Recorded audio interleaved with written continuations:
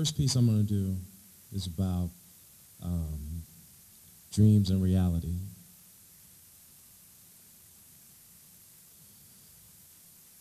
When I wake, I often try to catch that sleep, that unique vision shared only by me, that time in the middle of the night when it seems perfection is my protection while I lay in sync with peace. Images supplying the negative feedback my body needs, seemingly sustaining me more than any drink, smoke, or weed.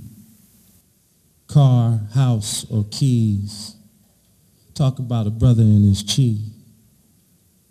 I rise to a snow-drenched scene, a sun-filled beach, a house filled with the smell of freshly brewed green tea, a smile from my baby as she sleeps. See, she start in the other room, but I always seem to awaken to a pair of tiny feet. At that point, I stop trying to catch that dream. Maybe it's her feet. Possessing an odor not too well, let's just say unique.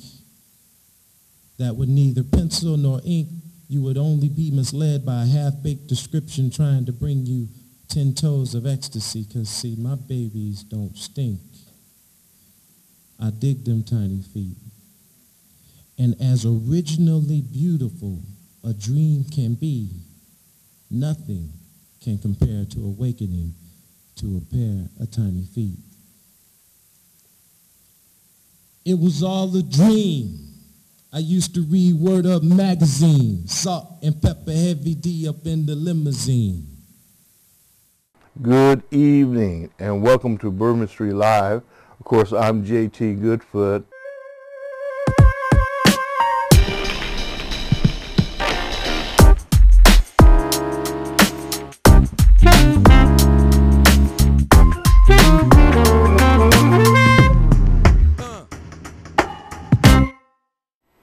Welcome, ladies and gentlemen, to another JT's Bourbon Street Live. You've just seen Cord Adams performing some poetry at an ICC Black History program a while ago. We've got plenty of poetry from him later on, plus, you know, other folks who have talent in the spoken word. There's lots of different ways that you can show talent, you know, as we show here on Bourbon Street Live. Quite frequently, we show different styles of talent in music and whatever else that people do, play instruments, whatever. So there's a lot of different things besides dancing, besides singing, besides rapping. And we try to show all of those things. But we also have music on this week's show. So we've got the Heritage Ensemble who performed at ICC for their annual Dr. King performance.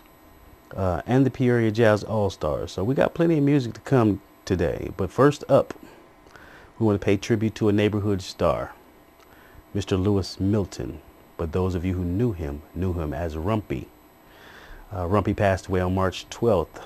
Rumpy was 45 years old. We've dug into the archives, ladies and gentlemen, and found some footage from 1993 at Alligators. So here's to you, Rumpy. One of the best in Peoria, as we continue with JT's Bourbon Street Live. Good evening and welcome once again to Bourbon Street Live. I'm JT Goodfoot and the gentleman to my left is Lewis Milton. He's a rapper and he's our guest this week on Bourbon Street Live. Those of you that have been calling in and wondering exactly when the program airs, it airs on the second and fourth Sunday of each and every month at 8 p.m.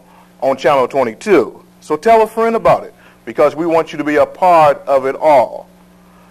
Rumpy, I can call you Rumpy, can I? Yeah. Rumpy, you're a rapper. Yeah. Now a lot of people out there in television land don't know it, but you're also a very talented musician. You play the keyboards, the drums, and the bass guitar. Yeah. Why then are you a rapper? Why rap? Because rap got like a rhythm to it, and I apply the rhythm with my drums and give me a good effect that's going on. So I've been doing it for a while though. Now I know there's different styles of rap. What's your style? I basically got that like hard lifestyle, that hardcore style. Hardcore. Yeah, underground. Yeah. Now I've got an idea what hardcore is, but there's a lot of people out there in television land that are tuned in, and they're used to getting a lot of jazz, blues, that type of thing from Bourbon Street Live. Give us a definition of what hardcore is. What is hardcore? It's most like, saying what you feel and what you've been through. Like, I'm from the ghetto, I say what's on my mind, I say what I feel, and I apply some explicit lyrics to it, like cuss words and stuff. And some people can't deal with that, so they say it's hard, because my life's basically been hard. I heard that. Like So yeah. those young men from the ghetto that have had a hard time, Yeah. they say what they want to say no matter what. Yeah, And sometimes, well, a lot of times, it's curse words, yeah, among other words. We'll call it street language. yeah, So that's hardcore. yeah. Saying what you feel, do what you want to do, Some people, say it just to be doing it, but it's from the heart, It's what I've been through.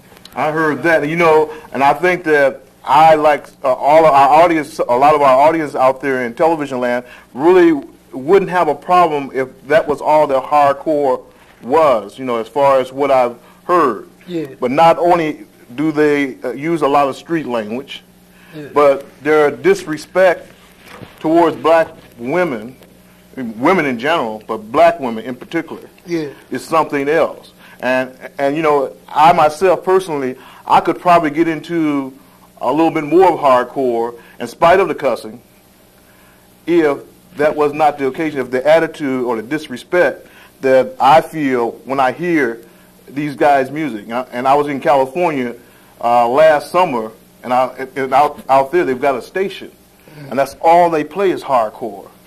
I mean, mainly, it's selling. People, they're making good money off of it, They don't care if they don't get no airplay or nothing, What's selling, they're going to go with it, and they're going to keep on telling people what they're going through, because that's what people buy. Okay. Now, I know that you've been trying to make it in rap for quite a while. How long have you been a rapper? Well, I say basically at least about 14 years on the rap scene. 14 years? Since I've picked up that paper, yeah, 14 years. You almost go back when it became popular. But I go way back on. Sugar Hill Gang, back in that era. Yeah, about 79, something like that, yeah. Then why haven't you as a rapper made it? I mean, you're pretty good. I think that you could deal with any of the other rappers out there that's making the big money. Why not you making it here in Peoria? See, because I basically got a thing. I got something for Peoria I really feel that I could do it here. You know what I'm saying? With the proper backing and everything. I know one of the baddest record companies can come out here and rap, So that's why I ain't never let go. I can go out there and go for mine, but, I'm going to keep on trying to do it here. Probably set up me a little studio and get it going on. Press me a couple records or something, So you rappers have the same problem that our musicians and vocalists or other entertainers have here in Peoria. There's not a media that you actually can go through in order to get out of town, or what I'm saying, make it in Peoria. No talent scouts. We ain't got nobody coming through checking out. As far as you go in Peoria, it's a talent show. You do a talent show, you get a trophy. I've been doing this for a while. You get a trophy, stacks of trophy, and that's it. But if we had people coming through, there's a lot of people out there that can make it. We had talent scout, A&R people. As far as it goes, Robert, you and I could talk about this probably all evening long here on Bourbon Street Live, Yeah. but we've got some footage.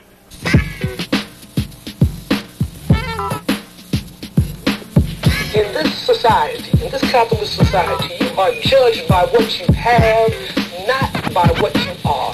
You are judged by the content of your wallet, not by the character of your soul. 9 o'clock in the morning, gotta go to court for a crime to commit. Police trying to book me as a felon. Now most of my people are rogues and ex-criminals, so they figure me to be identical. They said I fit the description of a brother who they've been searching, straight from the streets and ain't working. They can't see or don't know, I'm a nigga on a struggle in the hood, but on the musical level. But what's it to them, all lies are against me. A black name with a record in history. And only God know the truth that I get into a robbery, so they can roll the tape, it won't bother me. But the truth must stand, pull out the evidence. The cameras. Mark 2. In my school days, education didn't excite me. I cracked a lot of jokes and girls liked me. The class voted me the one that most likely go to prison or wind up in the street or in the mission. Now all the boys on the team got recognized as a role model, perfect examples that I should follow. And when it came to respect, they the ones that got respected. I'm the bad boy who gets rejected. But this is now where they at, I wanna know about them. The quarterback for the team is selling white powder. And that nigga named Johnny losing weight, smoking dope. They shot him last night for the hero. You say I'm jealous, but the fact they marked me to fall. I fought the pressure with my fist and my back on the wall. What kind of life do we live when people tend to want to stare at you and judge you by the sight and not the constant of character? I'm a brother from the streets kicking facts about me and how they look at me in this society. Went to my girl crib, her daddy say I'm nothing but an outlaw. He want a Michael Jordan for a son-in-law. And all my teachers in class, they make this funny looking sick of me, thinking of a way to get rid of me. They was looking at the fact that I'm black and all I act, see, but they don't know the facts about Rum G. My little brother is gone, so now I'm going out. I got nothing to lose, so what you know about? So you can think what you want about a nigga like me. Yo, because I'm marked by society. Oh yeah, throw your hands up in the air like this, you know what I'm saying? I'm marked by society. You know what I'm saying? How a brother look at you, boy? Be yourself. Marked by society. I'm marked by society. Mark 3, met a white girl in the first year of college. I was at the school rapping knowledge. She asked me was I from the project. I said, yeah, what's the matter? You ain't liking where I'm living at? She said she wanna take a tour. She liked black, so I grabbed her by the hand and said, sure. She said her father is a racist, and he'll kill her if she ever come to these places. But I took her instead, cause she was fine though. She was scared, I'm like, lady, what you shaking for? She said she heard black people living here was real violent. Then I stopped the car and got silent. I broke her down to a straight, told her why we hate. She was crying, now she love me to this day. She was ignorant to the facts about black, as you can see. Yo, I was marked by society. Like this, y'all. One time in the air, one time. And if you think you was marked by society, boy, you better get with the program, boy. You know what I'm saying? I was marked by society. The way I walk, the way I talk, the way they think about me, I don't give a yo, break it down. I pig. Yeah.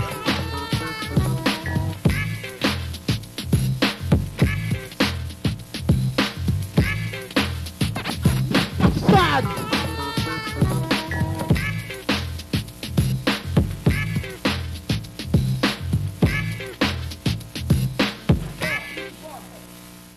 Welcome back, ladies and gentlemen. Hope you appreciated and liked that piece of footage that we found of Rumpy. While there's no mistake that Rumpy was a very talented individual, we hope that there's someone out there who can do that same type of thing that Rumpy did back in the day. Someone who can have that same neighborhood star power, who can have the same influence that Rumpy had in his past. If you know someone like that, give us a call at 999-3826. Once again, 999-3826. Next up, we've got spoken word and we've got musical words. Next up is a lady. She's coming up and she has some spoken word that she's doing. She's written a book. Her name is Sarah Dadson. And you'll see from some of the pieces in the book or from some of the footage that we're going to show that some of her poems get on the political side a little bit. She's not necessarily a fan of the GOP nor the Democrats. She may be an independent, so we'll let you decide. So sit back, relax, and enjoy spoken word from Sarah Dadson. Politics, dirty, deceitful, underhanded, flip-flopping, shady, two-faced, contentious. The diabolical paradox of politics is very vexing, as politicians remain gung-ho about their core beliefs and are unabashedly unbending. Their myopic visions does not allow for reason. Their dogged convictions leave no room for bargaining. Their entrenchment and bully tactics leaves the populace bewildered. Their otherwise my way or no way approach leave many disgusted and betrayed. Politics can be vile and repugnant. Politics can be vicious and full of guile. Politics can be ominous, even sometimes pugnacious. Seize and desist, O men of the highest office, disengage from egregious self-serving wrangling and the endless pontificating, and be about the people's business, while giving a little to gain a lot. Take the distinguished high road and be dignified. Reject throwing the proverbial baby out with the bathwater and set our beloved country back on track.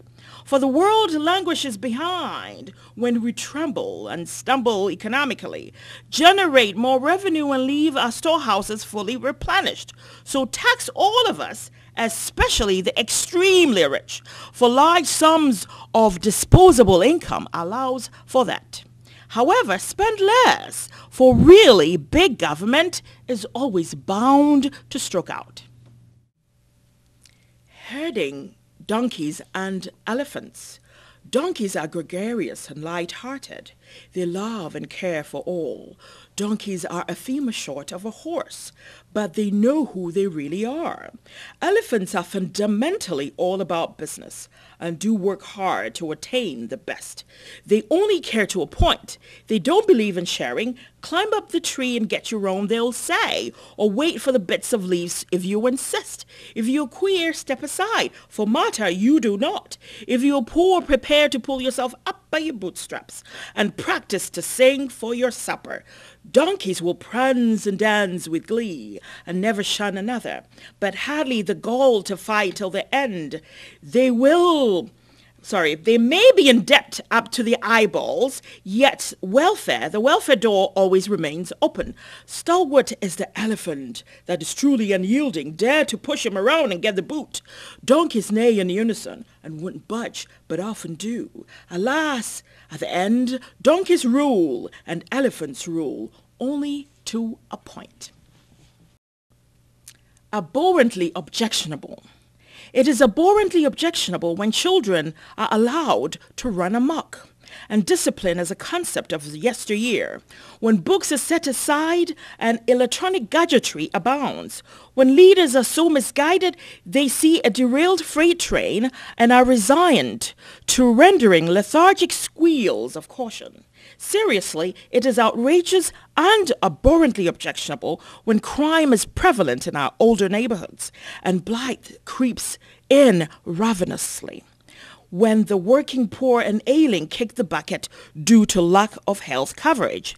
When loopholes in government regulations are so huge, the rich store their loot in offshore accounts to keep from paying taxes. When huge corporations get away with not paying taxes at all, and the middle class is squeezed to the bare bones. Oh, it is offensive, outrageous, and abhorrently objectionable when copious amounts of food is thrown away in developed countries, and millions still die of starvation in developing countries. Indeed, it is egregious, offensive, outrageous, and abhorrently objectionable when society places more value on material wealth than on the virtue of piety. Save the young black man. 52% of the prison populace, only 28.5% of college graduates. Frequent fraternizing with the judicial system, seemingly despondent as having lost their way. Black on black crime, the order of the day, coupled with an ending drive-by shootings that's hemorrhaging the XY factor, disillusion, resentment, fear, and apathy, continues to cripple the masses as heads are buried in the sand. Stand up, speak out, reach out, offer alternatives, and stamp out drug dealings and hooliganism, and recharge their batteries for an academic renaissance. Change cultural attitudes of complacency, dependency, aver the cause of ineptitude, empower them to man up so that they can disengage from youthful nonsense, divert resources from already established cultures to mend and cultivate hope and revolutionize problem-solving strategies and make our black men live again. I do. When you love somebody, they do no wrong. For when they do, it's easier to forgive. When you love somebody, their voice is music to your ears. Their touch is breeze to soothe your skin. Their whispers euphoric in the chamber and all around.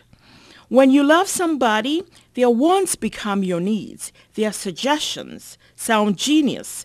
Their supplications are your prayers. When you love somebody, their achievements are yours as well. Their accomplishments bring good cheer. Their triumphs invoke pride in you. They hurt and you hurt. Their fears are your fears. Their anguish is demoralizing. When you love somebody, they don't have to go on their knees and you say, I do, I do, I do. Life sings the songs that men play. Life sings the songs that men play. It may be melodic or chaotic. It may be jazz or the blues. It may be in a concert or in unison. What you play is what you hear. Indeed, it begins in the womb. Whether you are a harmonic love child or an arrangement begotten out of wedlock, whether you were conceived on a scale of convenience or whether you were born in a discordant headlock, life does sing the songs that men play. Our deeds may be hip-hopish or our deeds may be classical. The tunes of arrogance begets a crescendo of pomposity. From the lyrics of hooliganism arises the sound of despair. Our follies are a staff with a technically misplaced clef. Our insecurities generate a lyrical dissonance. Indeed, our mere indignant facial expression may strike an unintended flat of cacophonic proportions. Need I say, check your chords of life before you leap into tunes of strife and doom. For as a matter of fact, life only sings the songs that we play. Judge not, so that you will not be judged. We often make assertions, jump to conclusions, react in retaliation, vociferously denounce what is said out of context, without the full gamut of the whole scope. Man is quick to point fingers, lay blame, take sides preferentially, and conclude in judgment, while ignoring the obvious facts. Prophets, teachers, the spiritually insightful, caution that we judge at our own peril. Indeed, if you must do so with a clear conscience. For any tint of maliciousness digs your own grave as far as the depths of hell go. PCCEO Head Start is now registering children for our 2012-2013 school year. Head Start is a safe, nurturing environment for children between the ages of 3 and 5. Head Start provides a variety of support programs for families to help them on the road to success. Half-day sessions and full-day sessions are now available. For more information, please contact 671-3960. Give your child and your family a Head Start.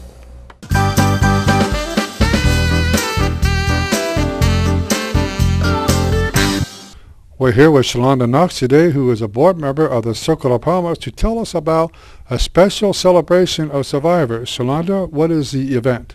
The event is actually the second annual Caregivers and Survivors, Family and Friends Breast Cancer Breakfast. The thing is, we are wanting to celebrate and actually have a time for all the family to come out and just remember those who may have passed on or those who are actually going through and having a celebration process now, or those who have just got diagnosed. So this breakfast is actually to bring all the family out and to have a good time. Tell us when and where the event is and what kind of things people can look forward to during that breakfast. Actually, the event will be April 14th, which is a Saturday, at the Paradise. The time is from 10 to 12. We are so excited. There will be door prizes. The mammogram bill will be available. There will be breakfast provided, a lot of community speakers, and fun entertainment for everyone. So we're just excited about having those people come out and be a part. And they're actually able to even register for the race, which will be on May 14th. So there will be an on-site registration there. The mammogram bill will be there, and we'll all be there excited and helping those survivors and those who were lost just kind of forget about everything else for those few hours. And finally, how much are tickets and how can they get tickets? Great question. Actually, tickets are free for survivors, and it's $10 for everyone else. And if you would like tickets, you would just need to call 691-6906, which is the Coleman office, and they'll be more than happy to help you.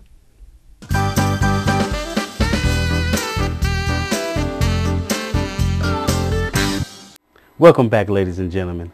For all of those people who got that March Madness, I got a question for you basketball fans out there. How's your bracket doing? For all of those who get involved in the bracket and all the madness of March, I just wanted to know how your bracket was doing and how many of y'all teams lost in the second round. I know you're upset about it. I'm not going to dwell on it. Anyway, it's down to the finals of the NCAA men's tournament, and it really doesn't matter to me who wins. I mean, it might be important to some of you, but it don't matter to me because I'm looking for the NFL draft. Hoping the Minnesota Vikings with the number 3 pick will get some defense because we sorely need it, especially with the Bears picking up Brandon Marshall. We might be in trouble this year. But back to March Madness. Who do you think is going to win? Give us a call, 999-3826. Let us know what you think. You can text us also at 241-8692. Tweet us on Twitter. Follow us on Facebook. We got a lot of ways for you to give us some feedback.